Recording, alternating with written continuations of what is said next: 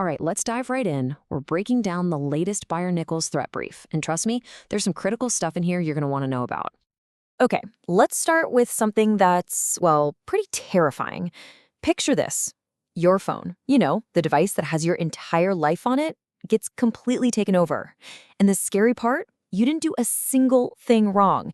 You didn't click a bad link, you didn't fall for a phishing scam, nothing.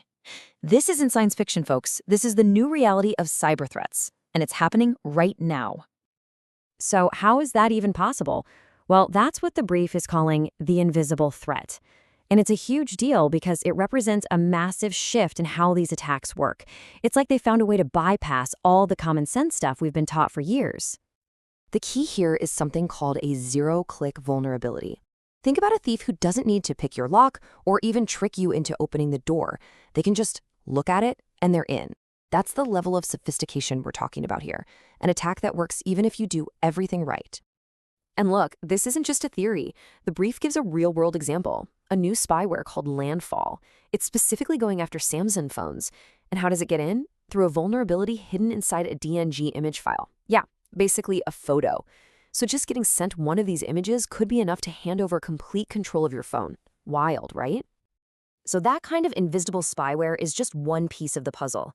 Now let's talk about the why. What's the business model driving all this? It's the massive, and I mean massively profitable world of ransomware. This isn't just some hackers causing trouble. It's a full-blown industry with insane amounts of money changing hands. Just look at this number for a second. $244 million. That's not the valuation of some tech startup. According to the brief, that's what they estimate one single ransomware group, Akira, pulled in. One group. That just shows you the insane scale and the financial motivation we're up against. And of course, Akira's not the only game in town. This chart here shows you the big players. You've got Chilin at the top, but the one to really watch is Kazu. They're basically brand new, and they've already grabbed over 10% of the market share. It just goes to show you how fast this whole criminal ecosystem moves and evolves. So, okay, we know there's a ton of money to be made. The big question is, who's in the crosshairs? Who are these groups going after to get that payday? Well, the data is actually super clear on this. Coming in at number one still is manufacturing. Think about it. About 1 in every 5 attacks hits the sector. And it makes sense, right? If you can shut down a whole factory, the pressure to pay that ransom is enormous. Right behind that, you've got tech and financial services, which, no surprise there. That's where all the valuable data and intellectual property is. But here's the part that might really surprise you. When you think of these big attacks, you probably picture giant corporations, right? Nope. A whopping 70% of victims are small businesses, companies with 500 employees or less. They're often just less protected, making them the perfect low-hanging fruit. And where is all this happening? Geographically, it's not even close. The United States is the main target by a mile. We're talking almost half of all attacks. That's clearly where these groups think the biggest paydays are.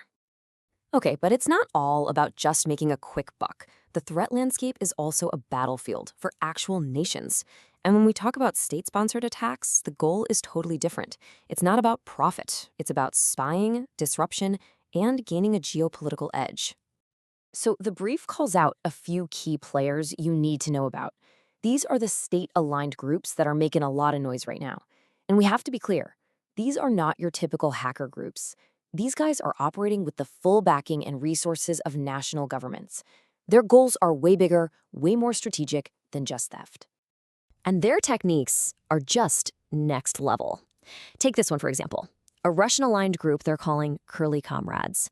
What they do is they get into a Windows network, and then they build a virtual machine running Linux inside of it. It's brilliant. In a scary way.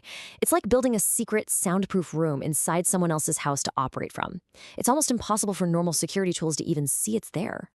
But out of all these groups, there's one the brief puts a giant red flag on. Sandworm. And this quote from the brief really tells you everything you need to know. The concern here isn't just about stealing info. It's about their capacity for large-scale destructive attacks. We're talking about the potential to actually break things, to shut down power grids, to cause real-world chaos. The stakes just get so much higher. So, where does it go from here? What's the next big thing we have to worry about? Well, the next evolution is already starting, and it's being powered by the one thing everyone is talking about: AI. The brief highlights two really interesting and kind of scary examples.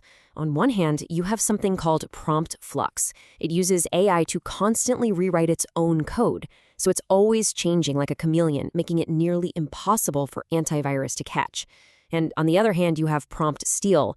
It uses AI to think strategically, to map out a network and figure out the smartest way to steal information.